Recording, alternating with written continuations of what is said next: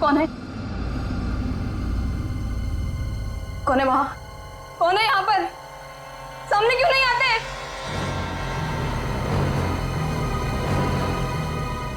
बस बहुत हो गया, बंद करो ये खेल, बंद करो ये खेल।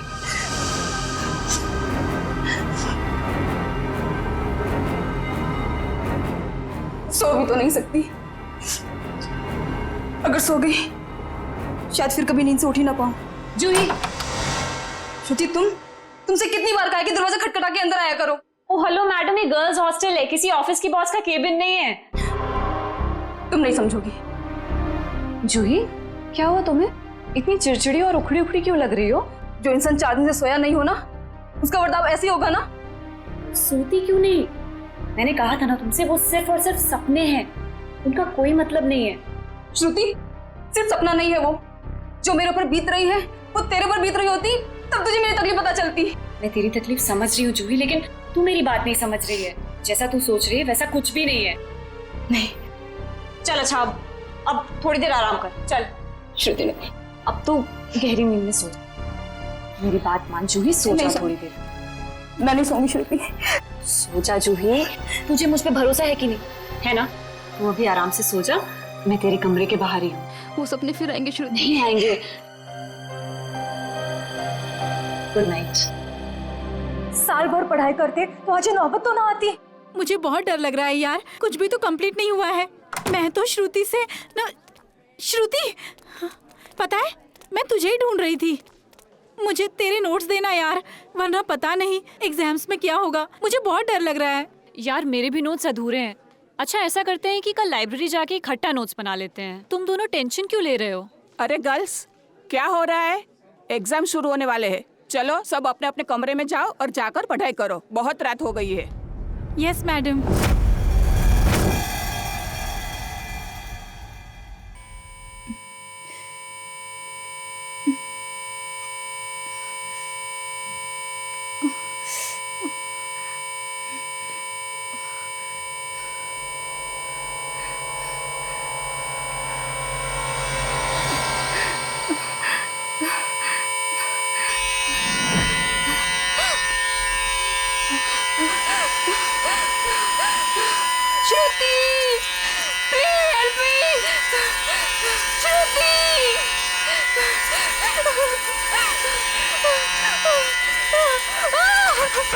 ये दरवाजा क्यों बंद है?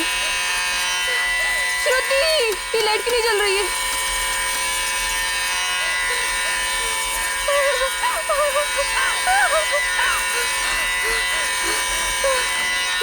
ये खिड़की क्यों जाम है? बंद करो ये आवाज, मेरे कान के पट्टे फट जाएंगे।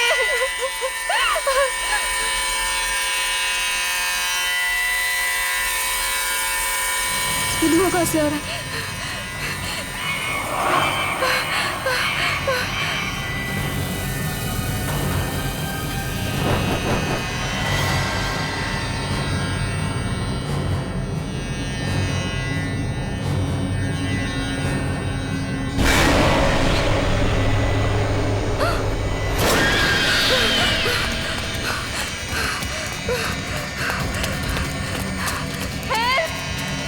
कोई बचाओ मुझे!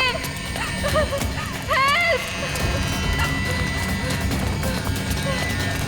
कोई है? बचाओ! Please help me! कोई है? कोई बचाओ मुझे! मत मारो मुझे! मत मारो! मत मारो मुझे! मत मारो!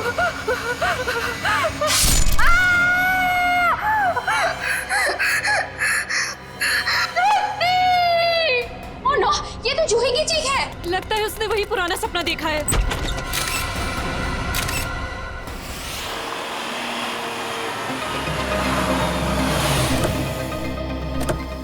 आश्रया, क्या पता चला? सर, मरने वाली का नाम जूही है। वैसे भोपाल से है, मगर यहाँ MBA की पढ़ाई के लिए आई थी। सर, लगता है जब वो सो रही थी उस वक्त किसी ने चाकू मार के उसका खून कर दिया।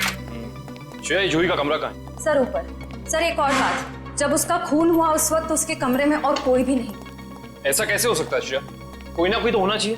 ऐसा जरूरी नहीं है सर, इस तरह की मौतों में कई बार आत्माओं का हाथ होता है। प्लीज, एसीपी सर मुझे पहले ही बता चुके हैं आपकी इन कहानियों के बारे में। बेहतर होगा कि इन मर्डर केसेस के साथ ये आत्माओं की कहानियां ना जोड़ें। प्लीज, समझ गए? यही कमरा है? Yes sir. आइए। एक्सक्यूज मी, प्लीज एक सेकंड, एक्सक्यूज मी।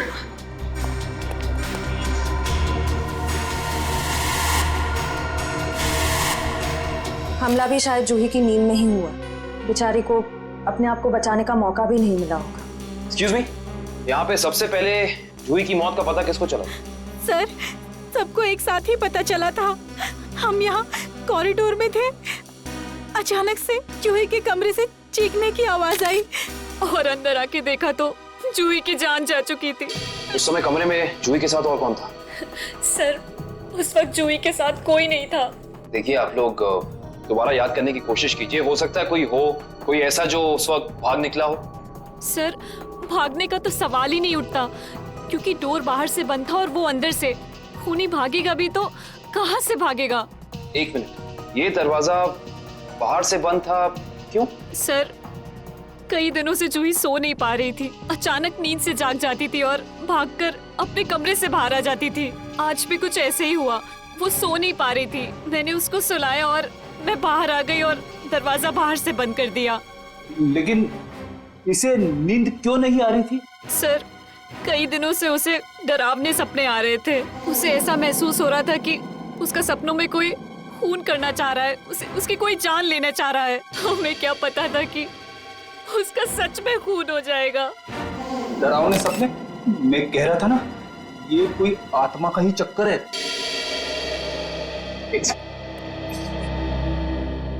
आपको कितनी बार बताया है कि आत्माओं की बातें सबके सामने मत किया करिए। वो लोग क्या सोचेंगे सीआईडी के बारे में? सॉरी। अच्छा, आप अभी कह रही थी कि जूही को डरावने सपने आते थे। कभी उसने आप लोगों के साथ कुछ शेयर किया कि उसे किस चीज के सपने आते हैं? कुछ भी? सर, उस ड्रॉर में जूही का स्केच बुक है। उस ड्रॉर में? जी सर। Sketch book? ये बुक? जी सर। ये चाकू? सर, ये वही चाकू है जिसे लेकर कोई उसका पीछा करता था सपनों में, उसे मारने के लिए। ये देखो, ये चाकू बिल्कुल ऐसा ही है जिससे जूही का कत्ल हुआ। हाँ सर। ये सारी ड्राइंग्स जो हैं इस बुक में, ये क्या जूही अपने सपने में देखती थी? जी सर। सर, लगता है ये किसी अंदर वाले का ही काम है, जो कमरे के अंदर आसानी से आ सकता हो और जिसे जूही के सपनों के बारे में पता हो। क्या तुम्हारे अलावा और कोई ये स्केचबुक के बारे में जानता था? कोई नहीं। खूनी अगर इस दरवाजे से अंदर नहीं आया तो फिर इस कमरे में आया कहां से? इस बालकनी से। लेकिन बालकनी का दरवाजा तो अंदर से बंद है। अगर खूनी खून करके बालकनी से भागा है तो फिर ये दरवाजा अंदर से बंद कैसे? बालकनी का दरवाजा बंद, कमरे का भी दरवाजा बंद। कहीं जूही की आग? ये खूनी यहाँ आया कहां से, ये अभी पता चल जाएगा।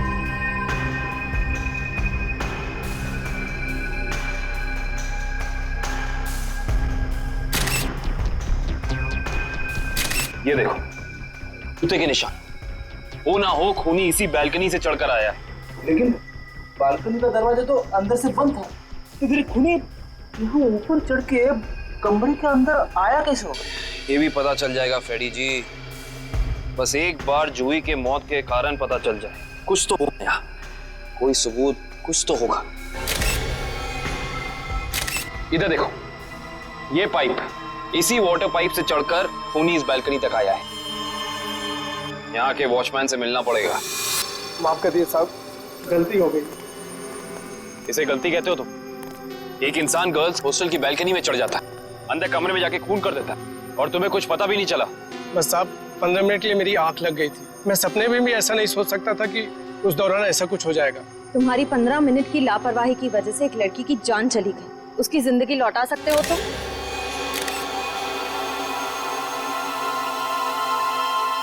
सर ये जूता यहाँ झाड़ियों में पड़ा हुआ था। जूता यहाँ पे? हो ना हो, ये जूता उसी खूनी का है। सर ये तो किसी आदमी का जूता लगता है। यानी बालकनी में जो इंसान चढ़ा था वो कोई आदमी था? सुनो, इस जूते को पहचानते हो? नहीं साहब। दोबारा याद करके बताओ, सही से याद करो। कोई इंसान यहाँ आया था जिसने ये लाल जूता पहना था? मैंने नहीं देखा, शायद अंजलि मैडम ने देखा हो, वो हमेशा रिसेप्शन पे बैठती है। ये अंजलि मैडम को बुलाओ, जाओ। जी सर। अगर ये जूता यहाँ है तो कुछ और भी जरूर होगा, ढूंढते हैं।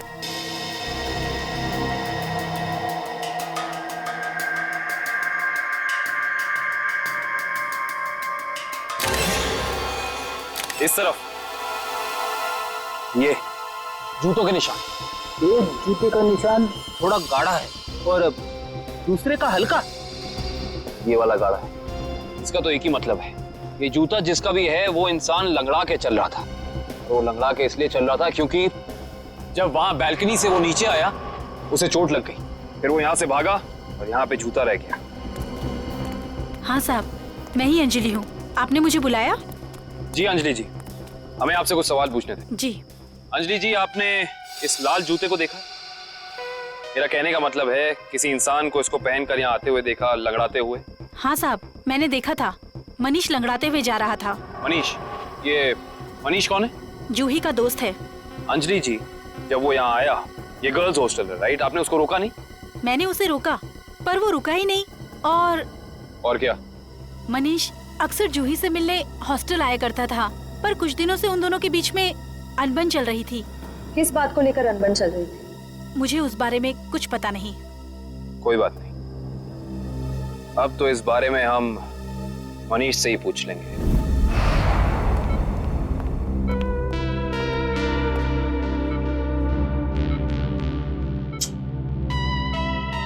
मनीष, कैसे हो यार?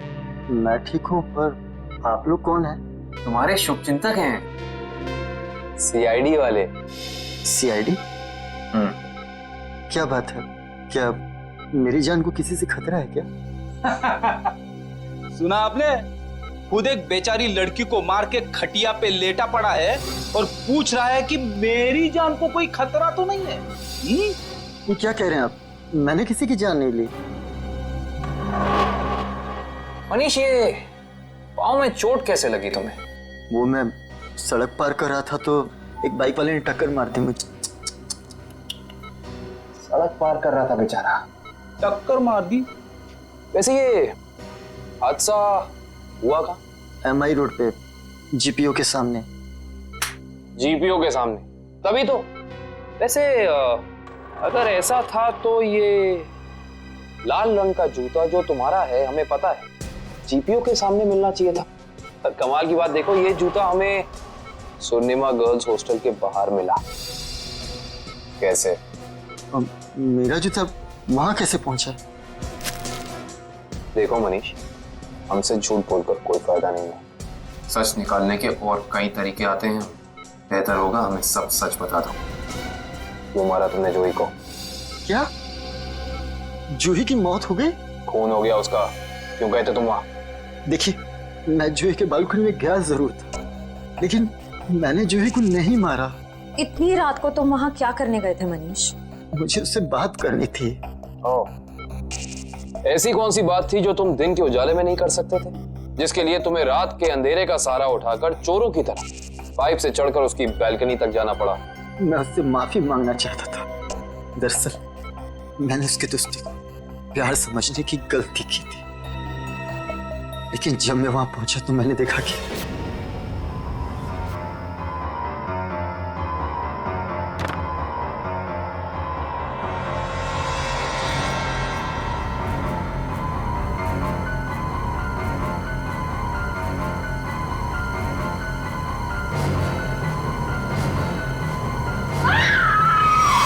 शर्म आनी चाहिए तुम्हें मनीष।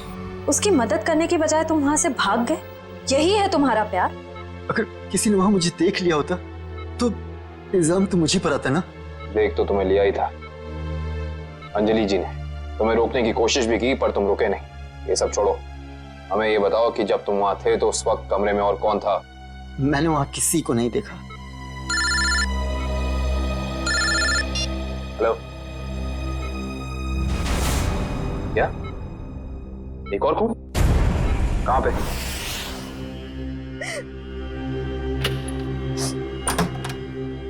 आप कौन? हम लोग सीआईडी से।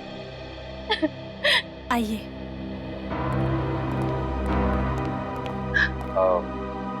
आप कल्कि जी हैं ना? जी मैंने ही आपको फोन किया था। मेरी सहेली मीरा का खून हो गया है। उसकी लाश ऊपर उस कमरे में पड़ी है।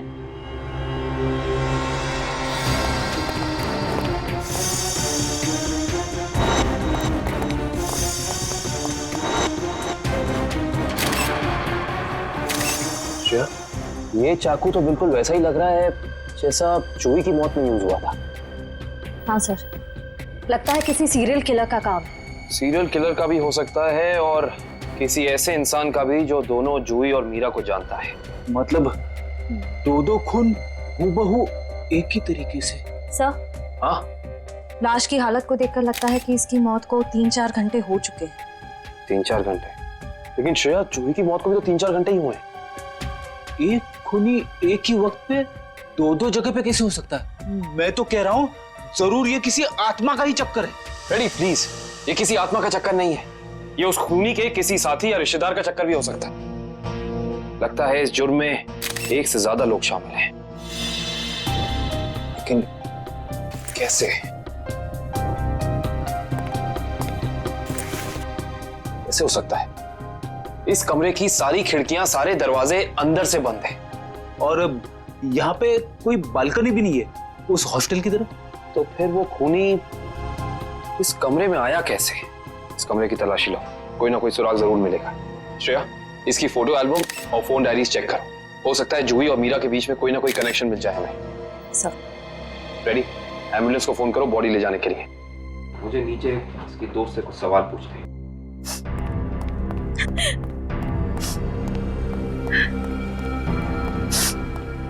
कल्कि जी, जी, आपको मीरा की मौत के बारे में कब पता चला? रात को मैं काफी देर से ऑफिस से लौटी तो मैं इस कॉरिडोर से गुजर रही थी कि तभी मुझे मीरा के चीखने की आवाज सुनाई दी। मैं दौड़ती हुई उसके दरवाजे तक आई। मीरा का दरवाजा खटखटाया पर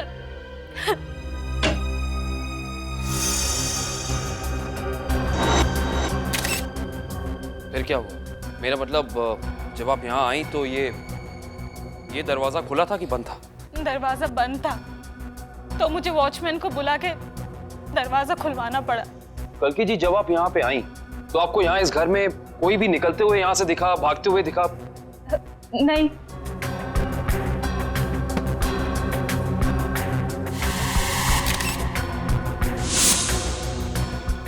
कल्कि जी, आपकी दोस्त मीरा काम क्या करती? बैंक की एरिया मैनेजर थी वो, और 2 साल पहले उसका तबादला हमारे शहर में हुआ था। तबादला? हाँ श्रेया, क्या पता चला? सर, मरने वाली का नाम जूही है। वैसे भोपाल से है मगर यहाँ MBA की पढ़ाई के लिए आई थी। क्या ये तबादला भोपाल से यहाँ हुआ? जोधपुर से। पर क्यों सर? आपकी दोस्त मीरा किसी जूही नाम की लड़की को जानती थी? जहाँ तक मुझे पता है सर, इस नाम की तो उसकी कोई दोस्त नहीं थी। दोस्त नहीं तो कोई रिश्तेदार? क्योंकि कुछ घंटे पहले एक 21 साल की लड़की का बिल्कुल इसी तरीके से खून हुआ। उस लड़की का नाम जूही था और ये उसकी तस्वीर है। क्या आप जानती हैं इसे? नहीं। आप जानती?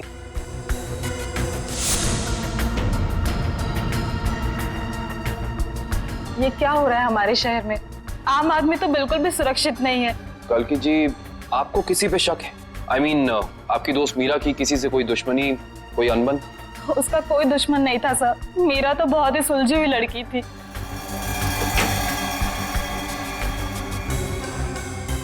अच्छा, ये तस्वीर देखिए। इस आदमी का नाम मनीष है।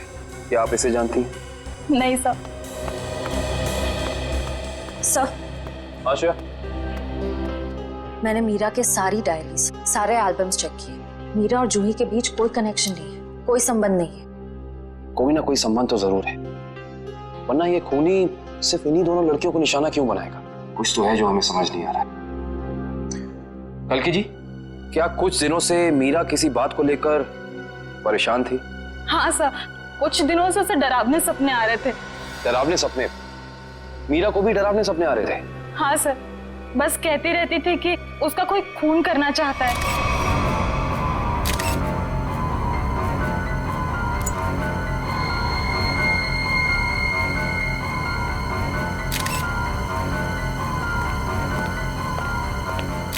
ये कैसे हो सकता है सर? जूही और मीरा को ठीक एक तरीके के सपने कैसे आ सकते हैं? सर, खूनी के अंदर आने का रास्ता तो नहीं मिला है, लेकिन ये स्क्रू मिला है मीरा के बेड के नीचे से। एक काम करिए, वॉचमैन से पूछताछ कीजिए, देखिए क्या पता चलता है मीरा के बारे में। तब तक इस स्क्रू की गुत्थी को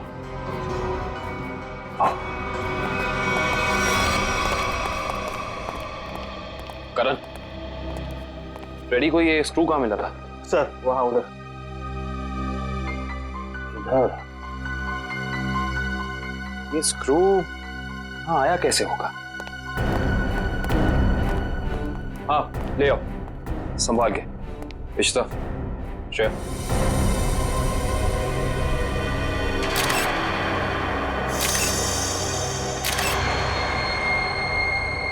तो ये बात है। क्या हो सर? ये देख रही हो सीलिंग फैन? अब ये सीलिंग फैन इस स्क्रू की गुत्थी को सुलझाएगा। करण, समझ गया सर।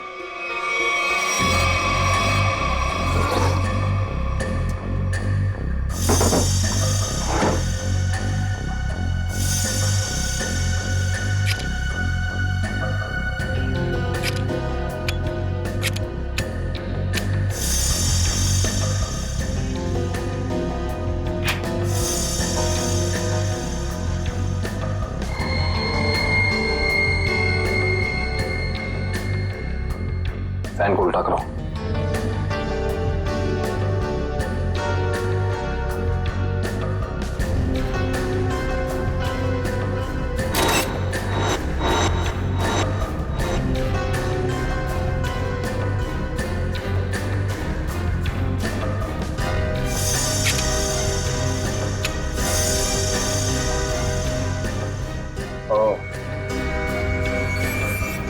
सर यानी ये स्क्रू इस फैन का है? हाँ श्रेया, किसी ने इस फैन के साथ छेड़खानी की है, अभी पता चल जाएगा।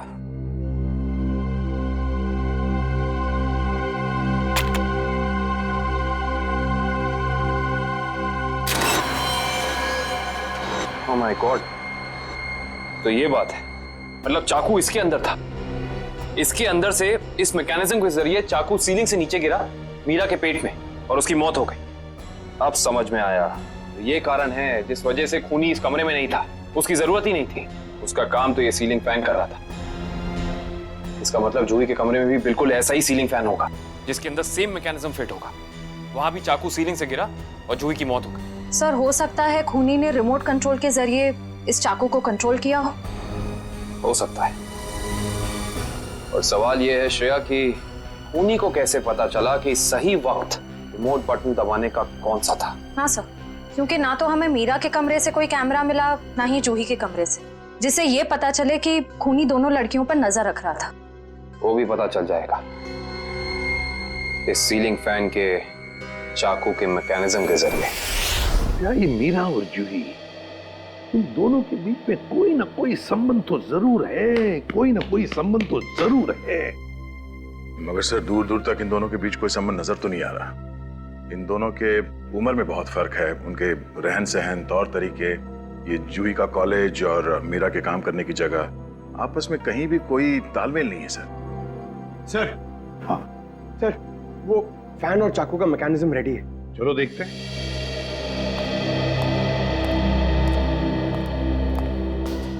पंकज, रिमोट ऑन करो।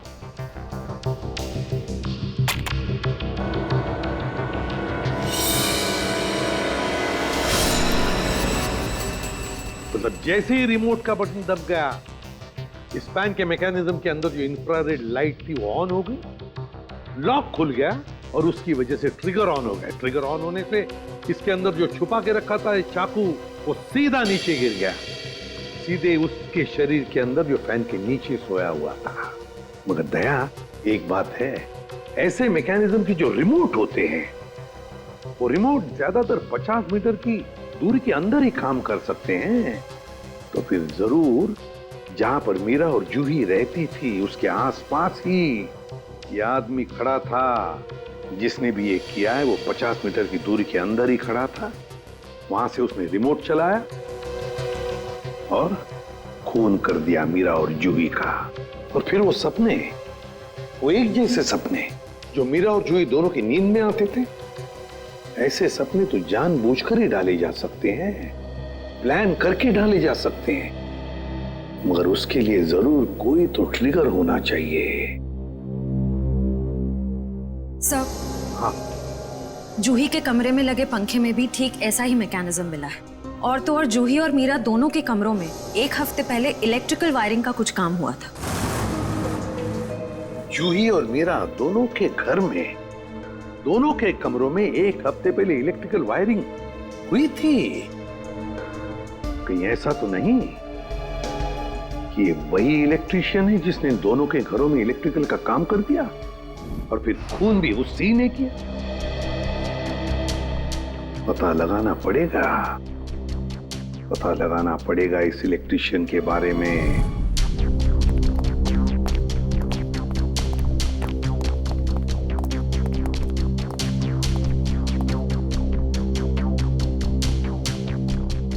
ना ही मीरा के मोबाइल पे कोई अलार्म था और ना ही जूही के मोबाइल पे। फिर दोनों को एक ही वक्त एक जैसे सपने कैसे आ सकते हैं? इसका मतलब सपने ट्रिगर करने वाला मैकेनिज्म यहीं कहीं है। सर, ये देखिए, इस पे अलार्म है, लेकिन सुबह 6 बजे का। 6 बजे का? पर मीरा की मौत तो 3 बजे हुई थी, तो सपने शुरू करने का ट्रिगर लगभग 1 या 1.5 के बीच का होना चाहिए। यह भी तो हो सकता है कि किसी ने मीरा को सम्मोहित कर दिया। ऐसा नहीं हो सकता फ्रेडी, क्योंकि अगर ऐसा होता तो मीरा के दिन भर का हाव भाव, चाल चलन सब प्रभावित होता। पर ऐसा नहीं हुआ। नहीं, कुछ है यहाँ जो हम अभी तक देख नहीं पा रहे। ढूंढो, यही है।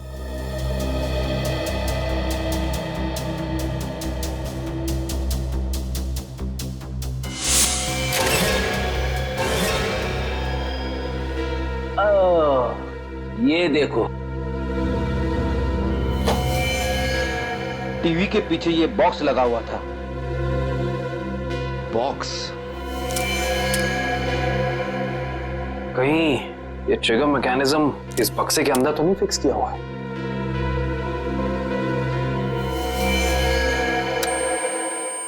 अरे अलार्म बंद करो, ये आवाज मेरे कान के पर्दे फटा ली। सर, कौन सी आवाज? यहाँ कोई अलार्म नहीं बज रहा है। अरे इतने जोर से बज रहा है, सुनाई नहीं दे रहा है। बंद करो। हाँ, बज तो रहा है, लेकिन बहुत धीमी आवाज में। बंद करो, बंद करो। बंद हो। Thank you. इतना भद्दा अलार्म मैंने जिंदगी में नहीं सुना। सोने वाला उठेगा नहीं, हार्ट अटैक से सीधे ऊपर चला जाएगा। मगर सर, अलार्म की आवाज सिर्फ आपको कैसे सुनाई दी? हो सकता है श्रेया, क्योंकि ये लो फ्रीक्वेंसी अलार्म है।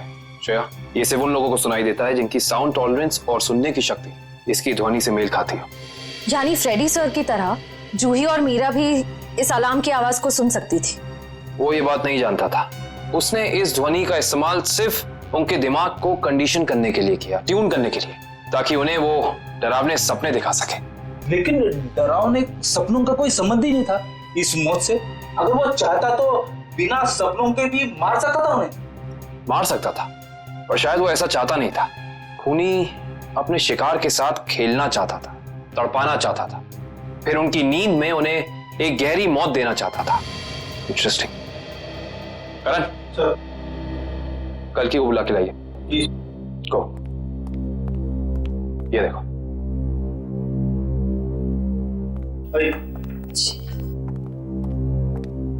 आइए। कल की जी। जी। इस आवाज को पहचानती हैं आप? ये आवाज मैंने यही सुनी है, मीरा के घर पे। कब? करीब 3-4 दिन पहले, जब वो अपने लैपटॉप पे काम कर रही थी तब।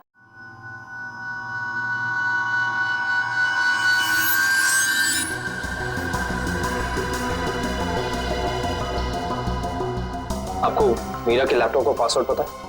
नहीं सर। हमें कंप्यूटर एक्सपर्ट से इसका पासवर्ड ब्रेक कराना होगा, लेकिन मुझे लगता है कि हमारे सारे सवालों के जवाब इसी लैपटॉप के अंदर है, इसके अंदर।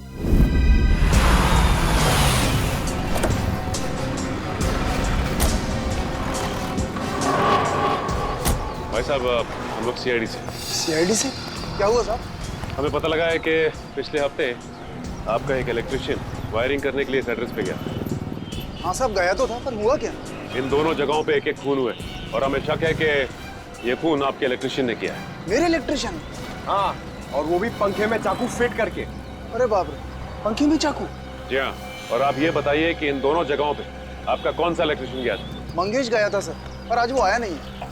इस मंगेश का एड्रेस तो है ना तुम्हारे पास? हाँ, मंगेश का एड्रेस लेके ना। सर, वो लैपटॉप का और ईमेल का पासवर्ड खुल गया। Very good job, thank you very much. काबिन, जरा लैपटॉप चेक करो। जी। देखो वो ऑडियो फाइल है क्या इसमें, जिससे सपने आते थे उसे?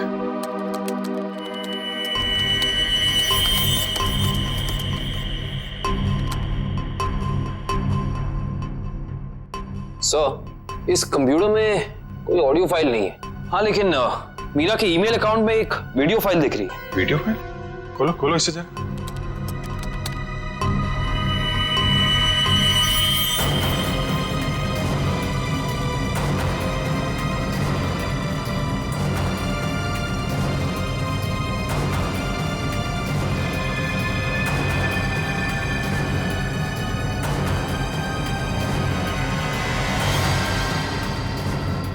सर, ये सारे विजुअल तो मैंने जूही की स्केचबुक में देखे, स्पेशली ये नाला, ये बोर्ड और मास्क पहना हुआ आदमी, तीनों। इसका मतलब खूनी ने जूही और मीरा दोनों को चेतावनी भेजी थी। उन लोगों को हमारे पास आना चाहिए था मदद मांगने। जरा ये फाइल फिर से चलाना।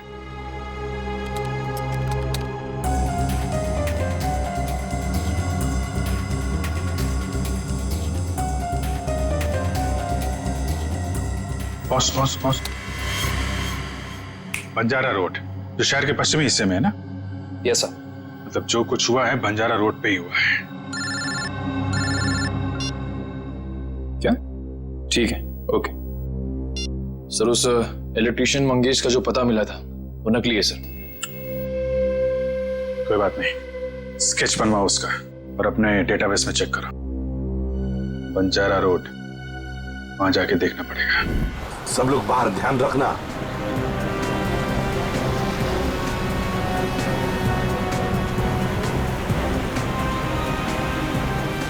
आराम से पंकज, आराम से।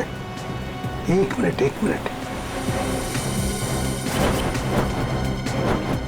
यह है ना एक सूखा नाला है और वो रहा पेड़। सूखा नाला और उसमें वो पेड़। जरा आगे चलकर देखते हैं।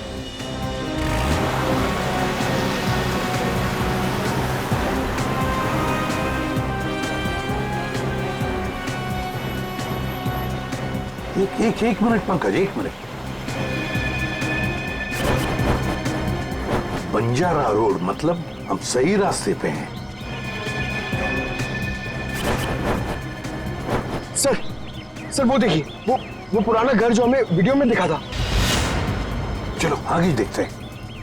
अगर खूनी इस जगह का वीडियो बना के मीरा और जूही को भेज क्यों रहा था? हाँ, शायद उन दोनों को अपने अतीत का याद दिलाने के लिए। मगर सर, मैंने पता किया सर, इस बंजारा रोड पे आज तक एक क्राइम नहीं हुआ है। यहाँ तक कि पुलिस ने एक चालान तक नहीं काटा है। सर, वो रही बिल्डिंग। हाँ, वो क्या, रॉयल मून होटल। ले लो अंदर।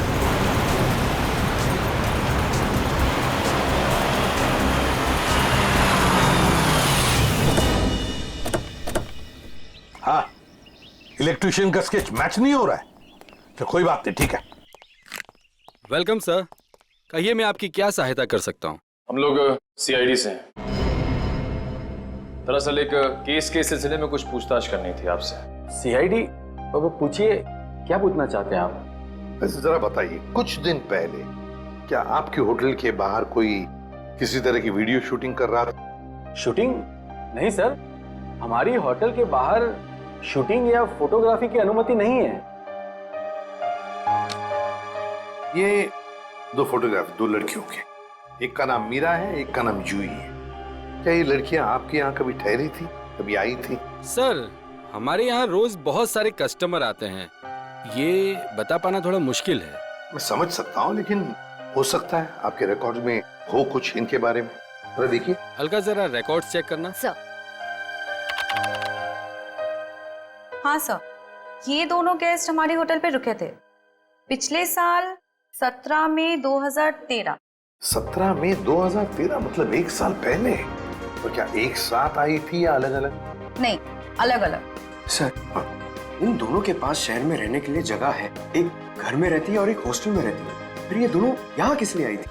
कोई तो वजह होगी ना पंकज, कोई तो वजह होगी। क्या आपका रिकॉर्ड देख सकता हूँ 17 मई 2013 का? Sure sir. 17 मई 2013 काफी सारी लड़कियां आई थी उस दिन आपके होटल में। कोई फंक्शन वगैरह था क्या? हाँ सर, हो सकता है, क्योंकि हमारे होटल के पास में एक कम्युनिटी हॉल है, वहाँ आए दिनों फंक्शंस होते रहते हैं। अच्छा, कस्टमर का नाम रवि, 5 टैक्सीज बुक की थी उसने, 5।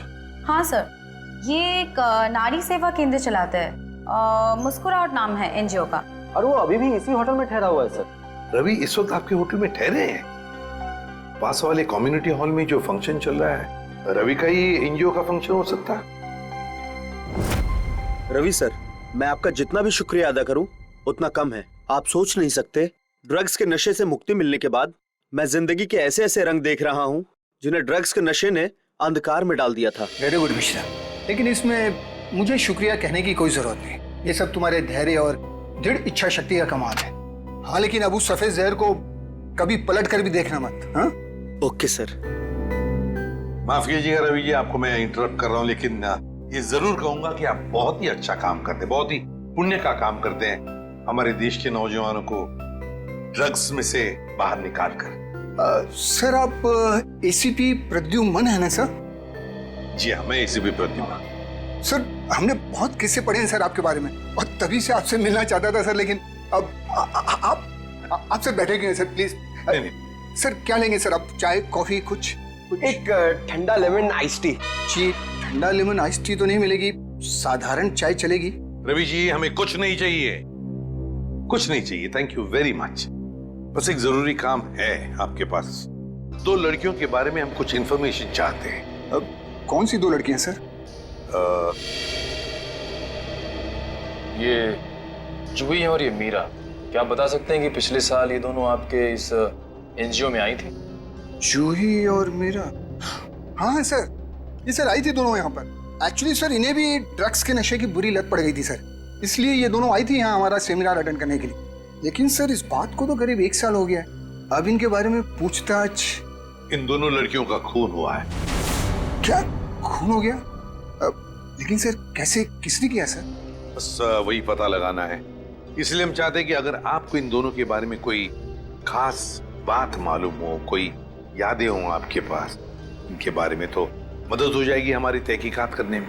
कोई खास बात इस वक्त तो याद। हाँ सर, याद आया सर, एक लड़की थी मोनिका, इन दोनों को उसकी चिंता बहुत सताती रहती थी सर। मोनिका? जी। क्या वो भी यहाँ आपके ड्रग रिहैबिलिटेशन सेंटर में आई थी? आई तो थी सर यहाँ पर, लेकिन वो ड्रग्स के खिलाफ अपनी लड़ाई जीत नहीं पाई सर। दरअसल सर, 1 साल पहले अपनी बिल्डिंग की छत से कूदकर उसने आत्महत्या कर ली थी सर, ड्रग के नशे में। मोनिका ने आत्महत्या कर ली? जी सर। उसका पता तो होगा ना आपके पास? जी सर, मोनिका का एक ही सगा भाई है, अमित। मोनिका की मौत के बाद सारी प्रॉपर्टी, सारी जायदाद उसी के नाम हो गई। तो क्या मोनिका के भाई ने प्रॉपर्टी के लिए अपनी बहन का खून किया? ये भी तो हो सकता है कि मोनिका ने आत्महत्या की हो। मैंने कहा ना, काम हो जाएगा। जी कहिए। आपका नाम अमित है? जी हाँ, मगर आप लोग? सीआईडी। मोनिका के बारे में कुछ सवाल करने थे आपसे। ओह, 1 साल हो गए मेरी बहन को मरे हुए, लेकिन अब भी कोई ना कोई आकर मेरे पुराने जख्म को रहता रहता है। पूछिए, क्या पूछना है आपको? देखिए अमित जी, हम आपका दुख समझ सकते हैं, मगर क्या करें, 2 खून हुए, इसलिए आपकी बहन के बारे में कुछ सवाल करने आए हम लोग। 2 खून? मगर किसके? जूही और मीरा का। ये दोनों आपकी बहन मोनिका के दोस्त थे ना? हाँ, बदकिस्मती से ये मेरी बहन के दोस्त। बदकिस्मती से? क्यों? वैसे तो मीरा और जूही तुम्हारी बहन की बहुत फिक्र करते थे। अगर सच में उन्हें मेरी बहन की फिक्र होती तो वो फिर से उसे ड्रग्स की खाई में ना धकेलते। क्या वो दोनों फिर से मोनिका को ड्रग्स की लत लगाना चाहते थे? हालांकि वो दोनों खुद ड्रग्स से छुटकारा पाना चाहते थे। मुझे नहीं पता कि वो आदत से छुटकारा पाने आए थे या दोबारा ड्रग एडिक्ट्स को बढ़ावा देने, लेकिन इस काम में एक और भी था उनके साथ। हाँ, विशाल। विशाल? ये विशाल कौन? विशाल जूही और मीरा को ड्रग्स देता था और ये बात मोनिका जान गई थी। लेकिन जब लोगों को पता चला कि मोनिका को उनका राज पता है तो उन्होंने उसे फंसाने के लिए उसके बैग में ड्रग्स डाल दी। वो पकड़ी गई, उसके ऊपर पुलिस केस भी हुआ। वो ये सदमा बर्दाश्त नहीं कर सकी और उसने आत्महत्या कर ली। सर कोई तो है जो मोनिका की मौत का बदला ले रहा है। जूही और मीरा पहले ही मर चुकी हैं। अब अगला नंबर शायद विशाल का। अमित, कल रात तुम कहाँ थे? आप मुझ पे शक कर रहे हैं? क्या करें, शक करने की आदत जो है हमें। और फिर तुम तो अपनी बहन के सबसे करीबी हो ना। मुझसे ज्यादा करीबी तो उसका मंगेतर था, रणविजय। दोनों ने जन्मों जन्मों तक साथ रहने की कस्में खा रखी थी। रणविजय? ये रणविजय यही है ना? हाँ यही तो है वो, लेकिन रणविजय का स्केच आपके पास कैसे? हो सकता है मीरा, जूही और मोनिका की मौत का राज रणविजय जानता हो। Thank you Ranvijay. सब हो रहा विशाल का घर। विशाल की जान को खतरा हो सकता है।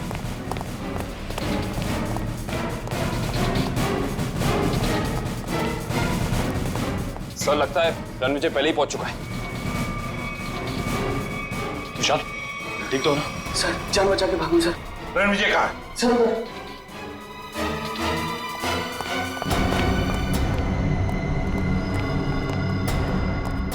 यहाँ तो कोई भी नहीं है। सर शायद यहाँ से भागा होगा।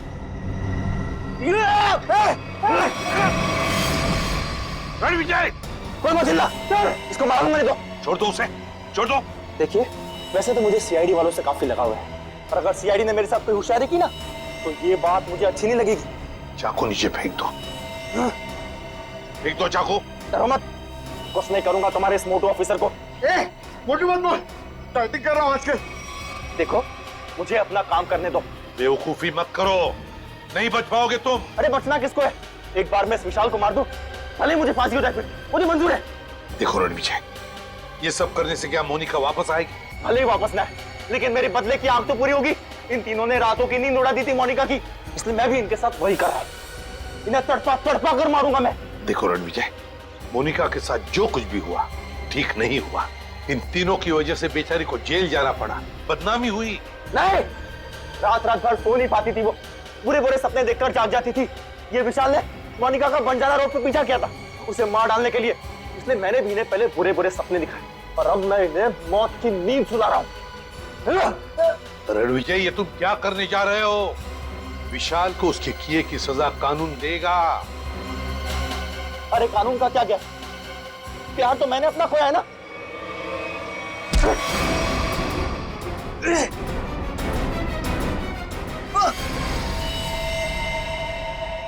रणविजय, विशाल को तो उसके किए की सजा मिलेगी ही मिलेगी, मगर तुमने बदले की आग में दो खून किए, दो। तुम्हें तो शायद फांसी ही होगी, फांसी।